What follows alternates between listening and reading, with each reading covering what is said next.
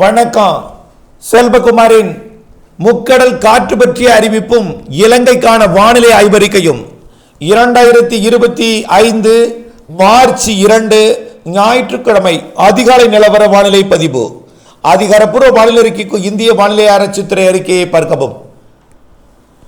முக்கடல் காற்று பற்றிய அறிவிப்பு. காற்று சுழற்சியானது மாலத்தீவு பகுதியை தொட்டு மாலத்தீவு பகுதியை விட்டு விலக தொடங்கி இருக்கிறது. தற்பொழுது கிழக்கு காற்று தமிழ்நாட்டின் தென் மாவட்டங்களுக்கு, அதாவது மழைப்பொழிவை கொடுக்கும் வகையில் மட்டும், அதாவது வலுவான காற்றாக இல்லாமல் மழைப்பொழிவை கொடுக்க சாதகமான காற்று தரையேறி பயணிக்கிறது.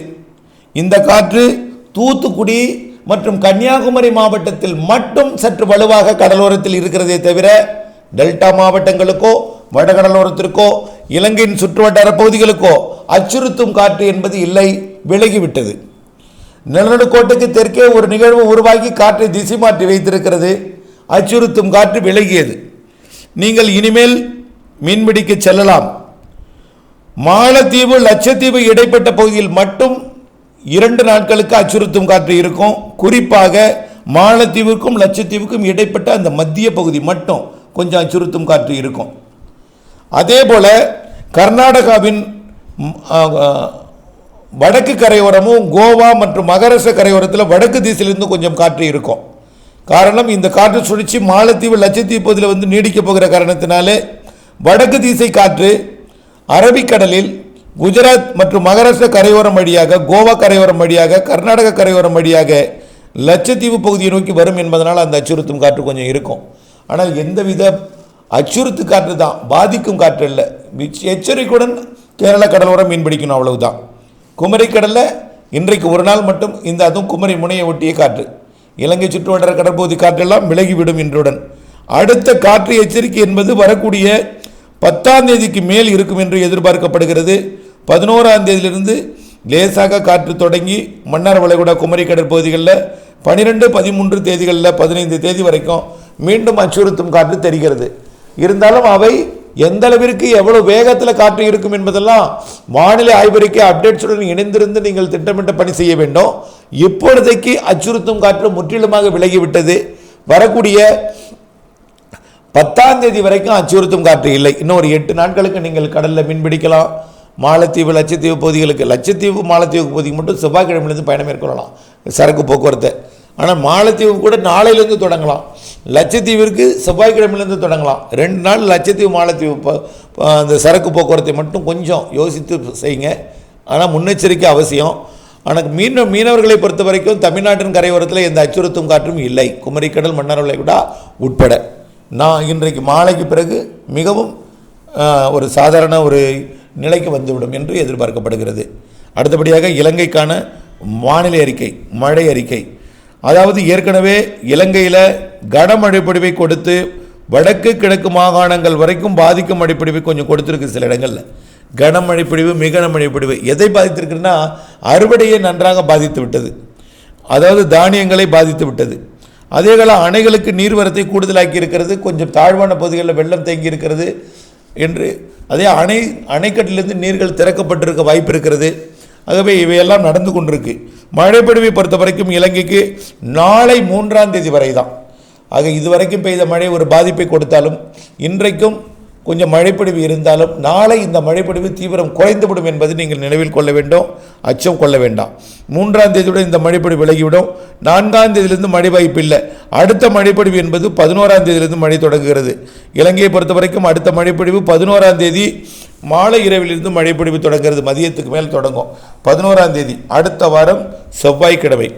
ஆக ஒரு வாரத்திற்கு ஒரு 10 நாட்களுக்கு கொஞ்சம் இடைவெளி கொடுக்கிறது. கண்டிப்பாக இந்த 9 நாள் குறைந்தபட்ச இடைவெளி கிடைக்கும். இந்த இடைவெளியை பயன்படுத்தி அறுவடையை முடித்துக் கொள்ளுங்கள். இலங்கையில் 11ஆம் தேதியிலிருந்து கண்டிப்பாக மழை இருக்கும். இலங்கைக்கு கண்டிப்பாக கனமழை இருக்கும். 11ஆம் தேதியிலிருந்து 12, 13, 14, 15 தேதி வரைக்கும் இலங்கைக்கு மழை காத்திருக்கிறது. 16ஆம் தேதியும் மழை தொடர வாய்ப்பு இருக்குது.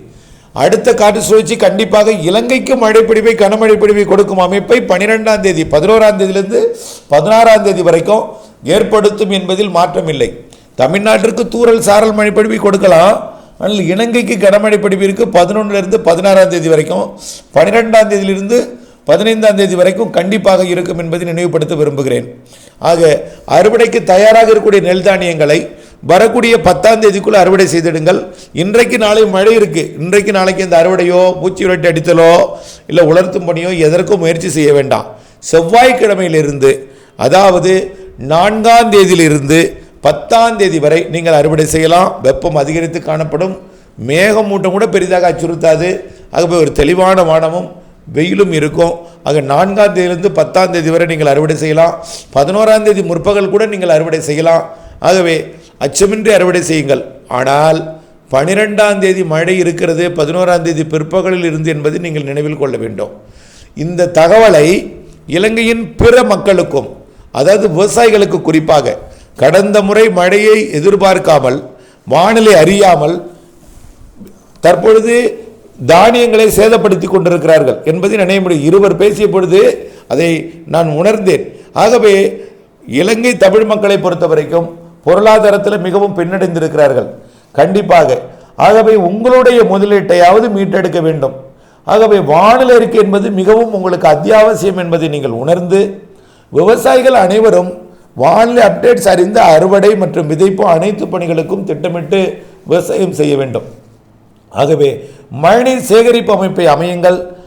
அதாவது பருவமழை காலத்தில் பாதிக்கும் மழைப்பொழிவை கொடுக்கிறது, கோடையிலும் மழைப்பொழிவை கொடுக்கிறது. பெய்யும் மழைப்பொழிவை சேமித்து தேவைப்படும் பொழுது பயன்படுத்தி கொள்ள மழைநீர் சேகரிப்பு அமைப்பை ஏற்படுத்தி கொள்ளுங்கள். அது தண்ணீர் பற்றாக்குறை நேரத்தில் ஒரு தண்ணீர் பிரச்சனையை குறைத்து, பாதிக்கும் பிரச்சனை தண்ணீர் பாதிப்பு என்கின்ற பிரச்சனை என்பது தவிர்க்க முடியாததாக இருந்தாலும் நீர் பற்றாக்குறை என்ற பாதிப்பை நாம் தவிர்ப்பதற்கு நாம் முடிந்தவரை முயற்சி செய்ய மழைநீர் சேகரிப்பு அமைப்பை அமைக்கலாம். அதே போல் கோடையில் மழை இருக்கிறது, மேலும் மழை இருக்கிறது.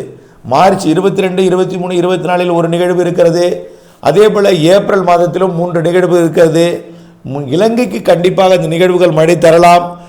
ஏப்ரலில் ஒரு வலுவான நிகழ்வும் மே மாதத்தில் ஒரு வலுவான நிகழ்வும் இலங்கைக்கு இருக்கிறது, தமிழ்நாட்டுக்கு இருக்கிறது. கண்டிப்பாக தமிழ்நாடு இலங்கைக்கு இருக்கிறது என்பதை நீங்கள் நினைவில் கொண்டு, கோடை மழை கொடுத்தாலும் பரவலாக எல்லோருக்கும் கொடுக்காது என்பதையும், அதை நம்பி முழுமையாக ஒரு விவசாயத்தில் இறங்கிவிடக்கூடாது என்பதையும் நினைவில் கொள்ள வேண்டும். மழைநீர் சேகரிப்பு அமைப்பை ஏற்படுத்தி மழைநீரை சேமித்து கைவசம் நீர் பெற்று கவலை இல்லாமல் விவசாயம் செய்ய தான் உங்களை அன்போடு கேட்டுக்கொள்கிறேன். ஆனால் வானிலை அப்டேட்ஸுடன் இணைந்திருந்து விவசாயம் செய்ய கேட்டுக்கொள்கிறேன்.